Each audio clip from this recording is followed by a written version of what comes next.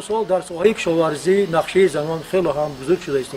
مرکزی اکولوژی جوانان برای بلند برداشتن درآمد دهقان زنان با راه رشد استواری کشاورزی، تجربه‌های بهتر کرده شده اکولوژی و تکنولوژی زمینداری، استفاده بری آب مساعدت می‌نماید.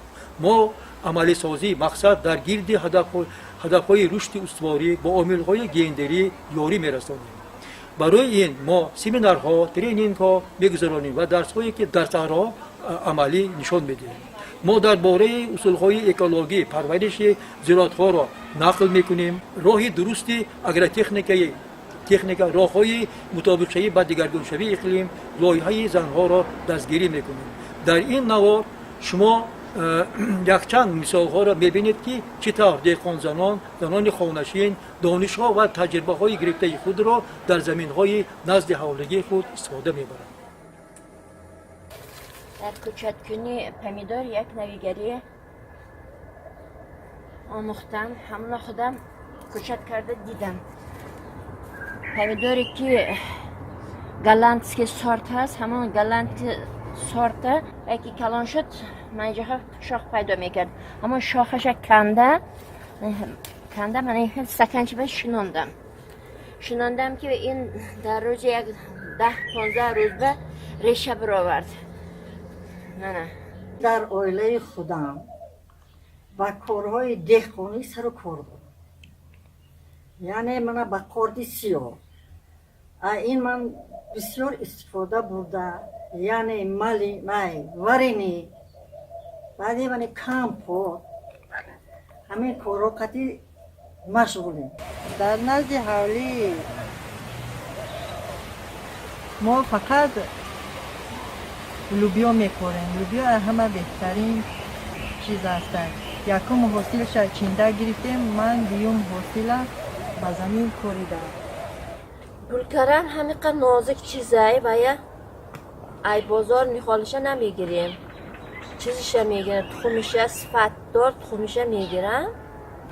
بعد اول جویش تیار کردن نخال میپرتویم و این نخالش 40 روز تیار میشود. زمستانش فوریه ده میپرتون چیز ده تیار میشه. اپریل مارت آخرش بعد تیار میشه میشنونیم. این همی حوله کمتر انا وقت من تابستان ده ما برای خروقی هروزه خوبم من همی گشنی چوب و همی چیزای کبوتی ریحان رو تشکیل میکنیم برای خوبه خودمون. تابستان ده قیمتر سال باید کردن هست من همی پل میکنیم فقط پلچه های میده برای روزغو. پرورش کردن مالینه نظر به همسایه‌مون خیلی نظر دیگه خیلی مالینه ما از سری بهار که سر کردیم یکم به قینوی مالینه من گرد اطراف مالینه چوبک کرده گیر. بعد چیندن که سر کردیم یک روز پس میبینیم مالینه که تمام شدن آخری مالینه تمام شدنش ما مالینه برگاش ابریسکه میکنیم.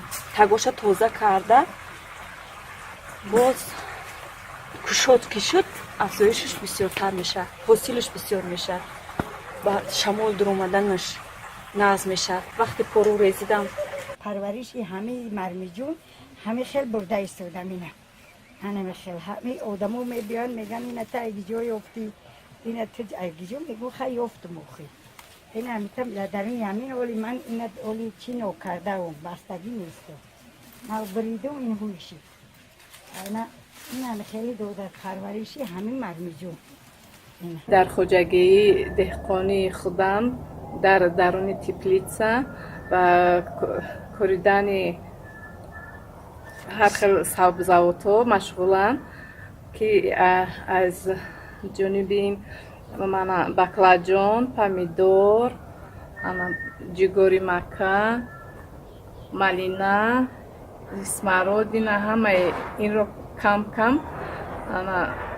کوریدم ای حاصلی فراوان گرفتم.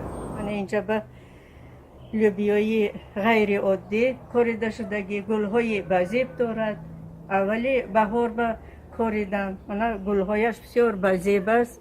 از همین گل‌ها گردآلود شده تخم می‌بندد یک بار حاصل می‌دهد تا بالایه تا تیر ماه همه خیلی گل میکند. هم برای بزیبگیش اینا میکارم، هم برای تخمش اینا میکارم.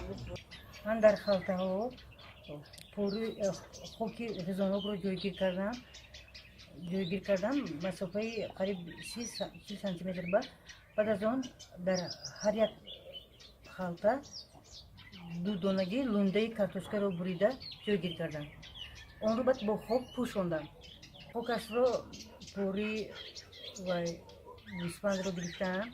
بعد خوکی مقرره رو گرفته و یک جویه کرده. بعد اینجا خلطه ها با انداختم. در روی حوالی جایی که بیکار ایستادگی چی نکن بهوده ایستادن. بهتر است که یکان سپارگی زندگی بهتر شود.